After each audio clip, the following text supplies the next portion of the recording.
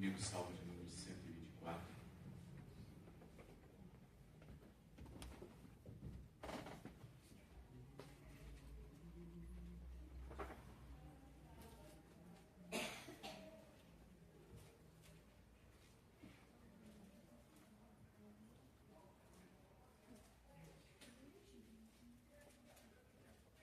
Salmo de número 124. Muito bem-vindos ao horário de verão.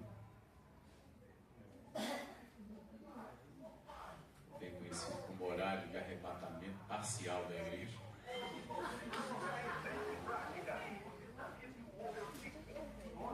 Salmo 124 diz assim: se não for o Senhor que estivesse ao nosso lado, ora, diga Israel, se não for o Senhor que estivesse ao nosso lado, quando os homens se levantaram contra nós, eles nos teriam tragado vivos.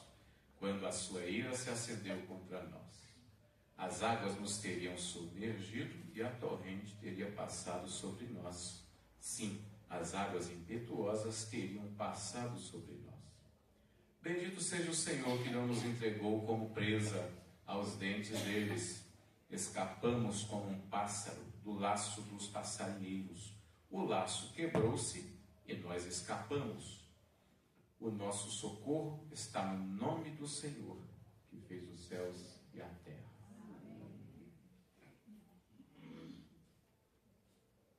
Estou orando pela irmã Lucimar e o Jonas. Eles foram para São José dos Campos para um workshop sobre igreja multiplicadora e PGM, pequenos grupos multiplicadores. Estarão aqui somente no culto da noite.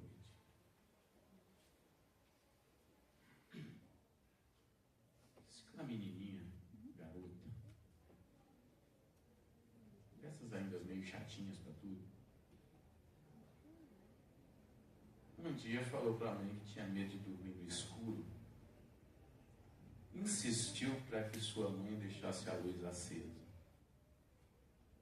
E a mãe argumentou. O pai já diria: filha, isso gasta muito. Mas a mãe argumentou algumas outras coisas que não foi em questão financeira. Ao final, essa menina viu pela janela a lua bonita, maravilhosa, e falou: mãe, a lua é a lua de Deus? Ela falou: sim, é a lua de Deus. Tá vendo, mãe? Deus não apaga a luz para dormir.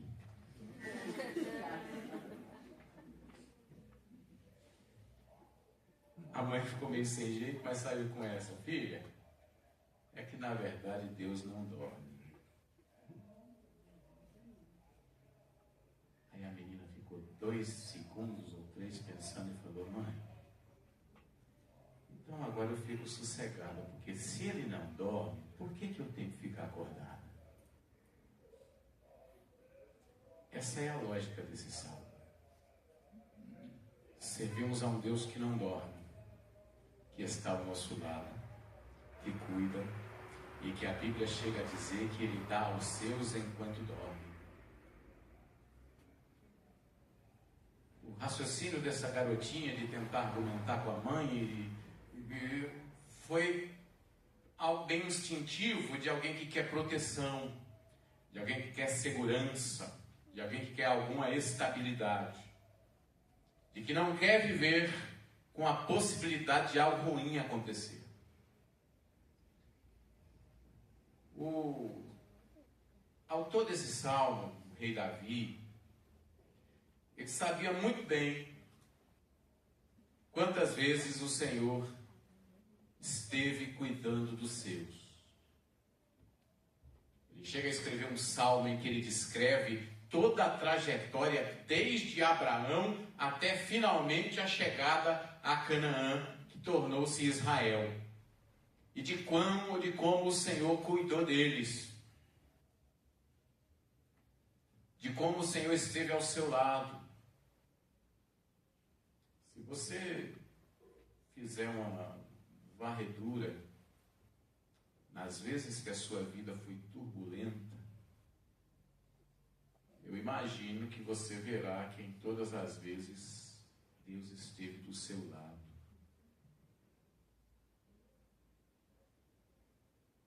E aí, falando de família, casais, ontem eu terminei de jogar bola, não, de sair do campo. E aí, quando eu tinha chegado, um rapaz me procurou e falou: pastor, eu preciso falar com o senhor. Tá bom. Terminou o jogo, procurou, estou bem aqui. Posso conversar com o senhor um pouco? Eu posso. Pastor, estou arrasado. Minha mulher está tendo um caso com o meu pastor. O André é testemunha, né, André? O que você fala com uma pessoa dessa? Como é que você aconselha uma pessoa assim? Como é que você tem estrutura para aguentar um peso desse? A resposta é que Deus sempre está do nosso lado. Apesar dessas coisas que os homens conseguem fazer. Porque o homem, irmãos, em sua raiz original é mau, terrível. Lidamos com gente que nos trai pelas costas. Eu não estou falando só de casamento, estou falando de igreja, de serviço. Pessoas falam mal de você por trás, traem. Gente que lhe ajudou, gente que você estendeu a mão e por trás está esfaqueando. E não se apresenta como bênção, mas se apresenta como oposição, como se estivéssemos numa concorrência. Só que o salmista passa uma espátula em tudo isso e diz: Deus esteve comigo o tempo todo. E nesse texto ele tem 3 conclusões muito interessantes que é aplicáveis à nossa vida e com toda certeza fortalecerão nossa caminhada com Deus. E a primeira conclusão é: o que aconteceria se Deus não estivesse do meu lado? Eu gostaria que vocês fizessem essa pergunta em toda a sua trajetória de vida. O que aconteceria se Deus não estivesse com você? Tudo que você já enfrentou, todos os desafios que já passou, todas as dúvidas que já teve, todos os embates que precisou brigar. O que aconteceria se Deus não estivesse do seu lado? Eu gosto muito de ilustrar quando eu faço essa pergunta.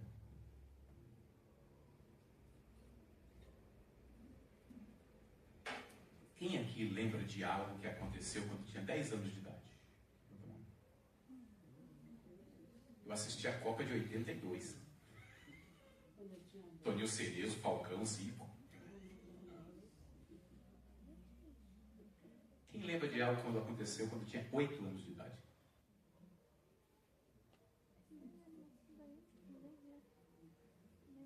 Seis anos de idade? 4 anos de idade. Quem lembra de alguma coisa?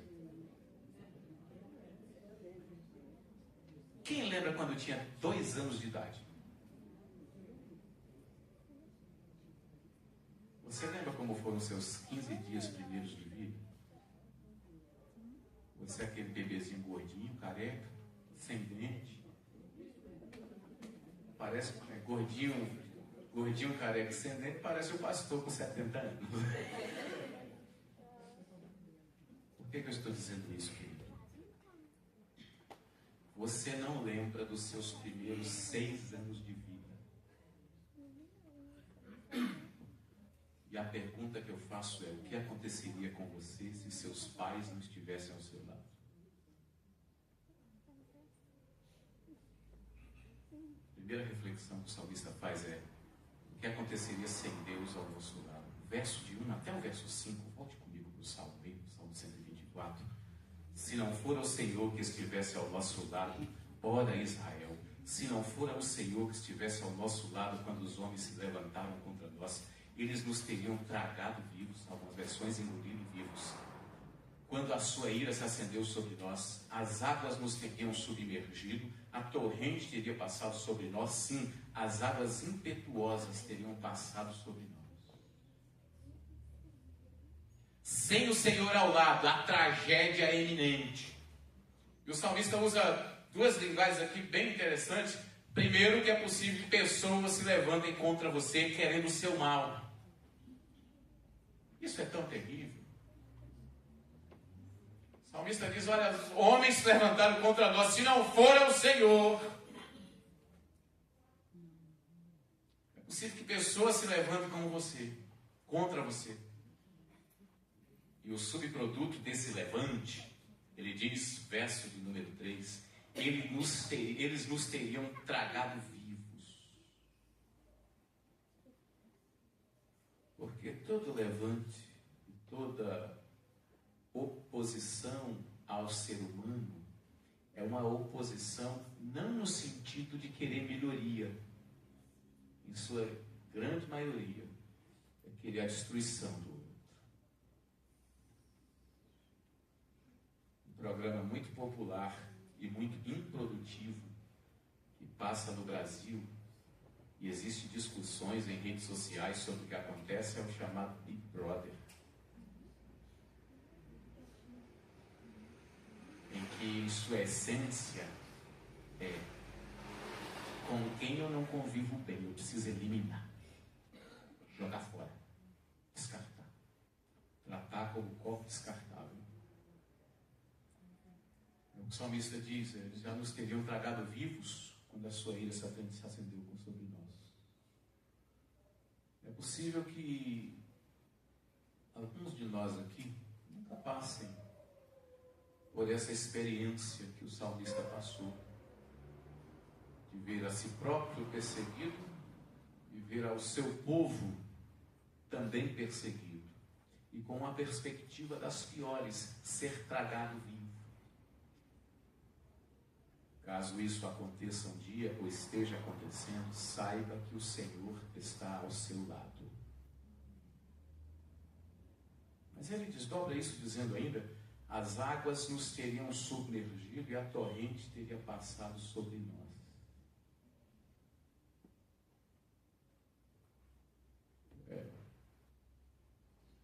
Eu assisti uma vez só e não pretendo assistir mais aquele filme Titanic.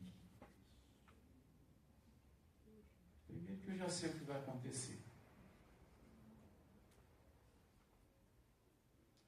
Segundo que eu tenho uma fobia de água tão grande.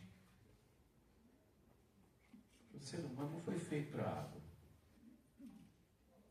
Por isso que você vai para a praia, dá uns 2 mergulhos e quando volta para a orla, você não sabe onde é que você estava. Você fica lá meio perdido procurando a barraca.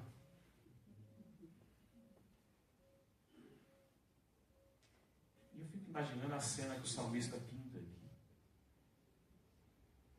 Que ele diz que nós estaríamos aparentemente seguros, mas um tsunami passaria sobre nós.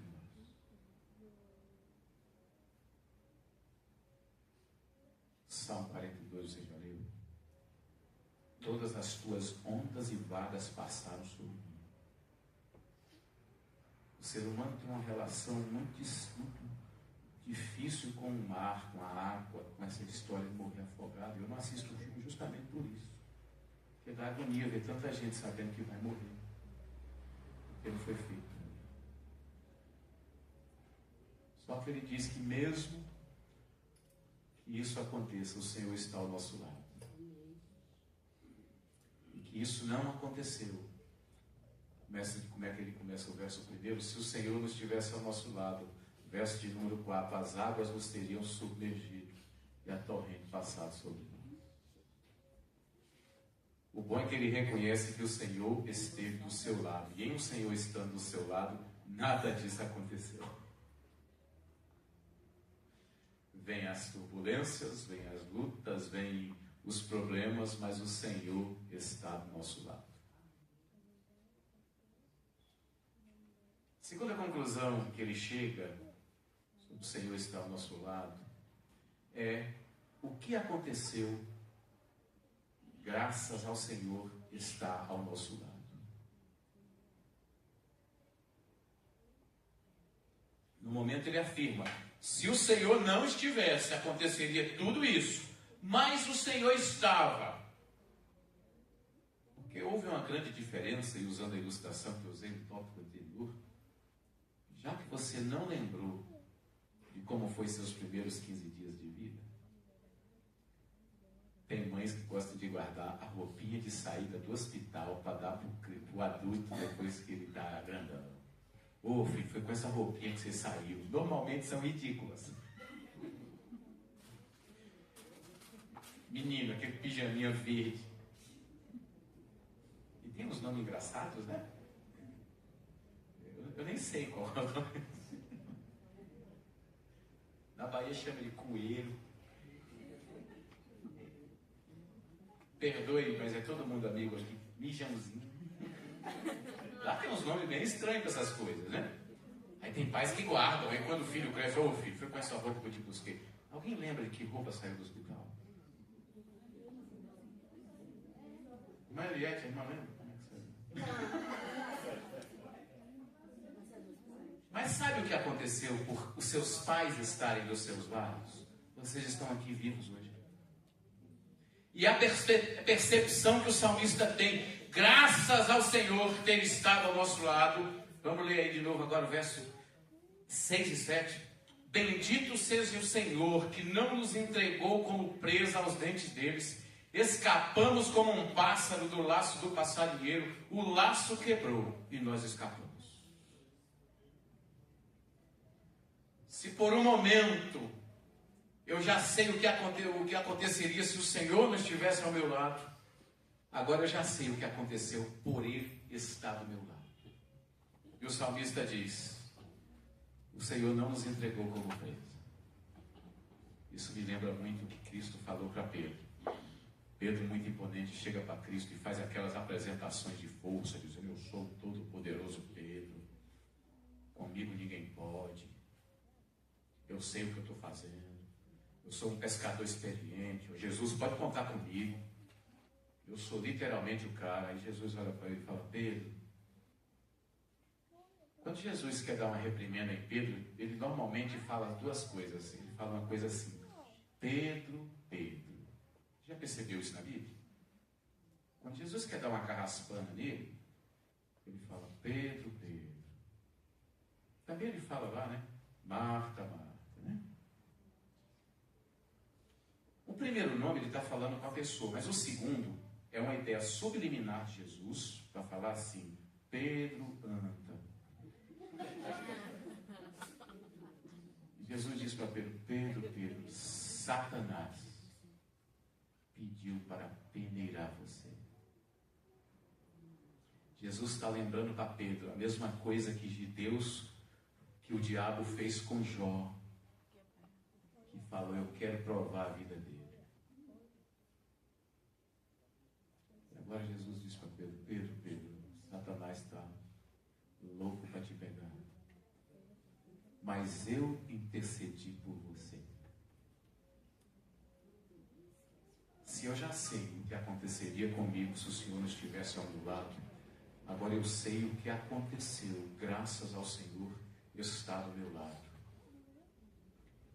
Ele não me entregou na mão, como presa na mão dos homens. Verso de número 7 diz que os homens nos armaram armadilhas, mas nós escapamos como um pássaro. Deixa eu confessar um pecado aqui, gente, em público.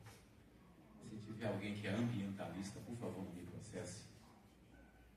Eu e meu irmão mais novo, molecão de tudo, nós descobrimos um ninho bem baixinho de rolinhas, pombinhas silvestres. Nós tivemos uma boa ideia. Amarramos uma linha no pé dos filhotes, para que eles crescessem e não fugissem e nós pegássemos.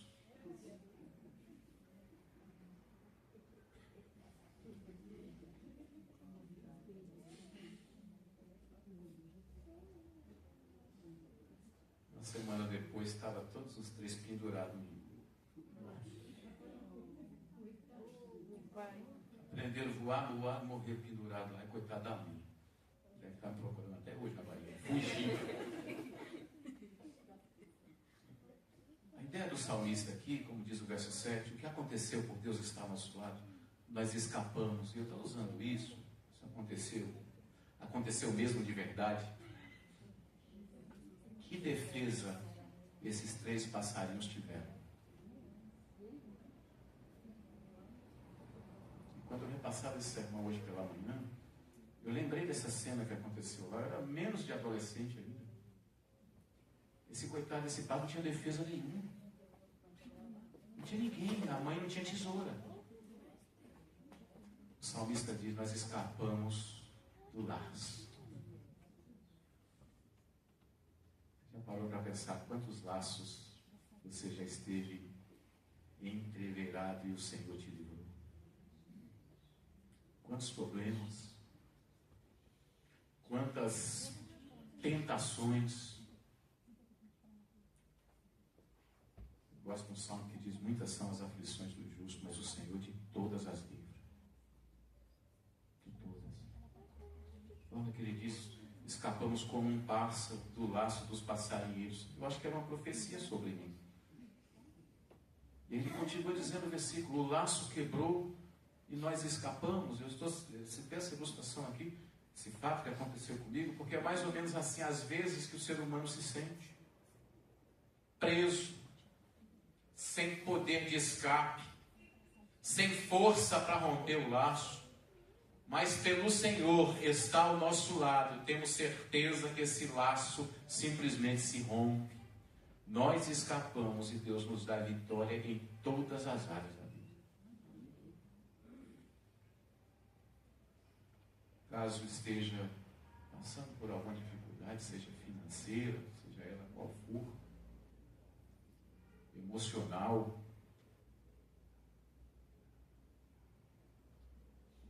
saiba que o Senhor está do teu lado. E por Ele estar do seu lado, esse laço já está rompido. Em nome de Jesus. E por último, a última percepção do salmista é o que ele descobriu o que seria, o que aconteceria se Deus não estivesse do seu lado, o que aconteceu pelo Senhor estar do seu lado, mas também ele descobriu o que significa Deus estar do nosso lado. Gosto muito de usar a linguagem da família e falei que você não lembrou de nada que lhe aconteceu nos primeiros anos de infância, do que aconteceu por os seus pais estar ao seu lado e o que significa estar Deus ao nosso lado. Verso 8. Gostaria que toda a igreja lesse em uma só voz. Vamos lá? 1, 2, 3. Nosso socorro está em nome do Senhor, Criador dos céus e da terra. Isso é o que significa esse Deus está ao nosso lado, querido. Significa que o nosso socorro não vem de homem. Muita gente ficou feliz aí com a eleição de Bolsonaro, e eu digo que eu não declaro voto. Nosso socorro não está nele, não. Mas esquece isso. Esquece esse negócio. Ah, mas foi o Haddad que ganhou. Também não estaria. Ah, mas foi eleito o Caixinha de Laranja. Também não haria. Podia ser quem fosse. A nossa esperança não está em homens. Homens podem facilitar o processo do projeto de Deus. Mas nossa esperança final não é o homem, é o Senhor. Ainda é o Senhor. O salmista disse: olha, se eu não tivesse o Senhor do meu lado, os homens teriam me destruído, torrentes passariam sobre mim, teriam nos engolido vivos, ondas impetuosas nos atropelariam e afogariam. Mas como o Senhor esteve ao nosso lado, nós escapamos do laço. O laço se quebrou e nós simplesmente voamos livres. É por isso, verso 8, que o nosso socorro está em o nome do Senhor. E não é qualquer Senhor.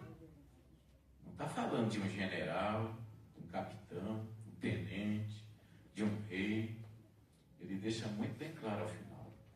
O nosso socorro está no nome do Senhor, que fez os céus e a terra.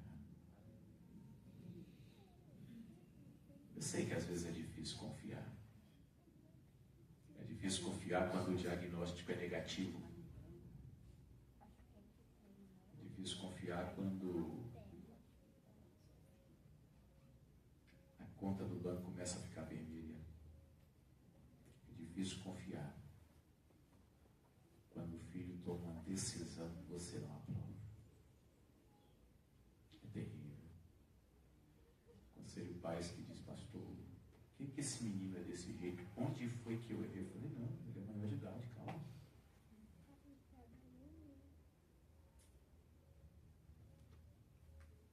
Lendo essa semana, tanto eu como a irmã Fernanda, o Evangelho de João, capítulo 9, a cura no cego.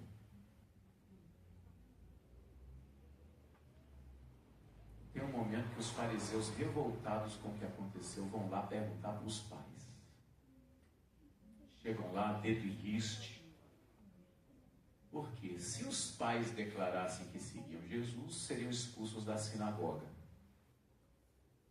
E perguntam, quem foi que curou ele? Aí os pais sabem o que fazem? Ele já é maior de idade, pergunta para ele. Não tem nada a ver com isso. Lá você vem perguntar, ele já é maior, ele tem idade. E só lembrando, maior idade para o judeu era quantos anos? 30 anos. Já era um garotão, né? Estava na casa do pai ainda, né?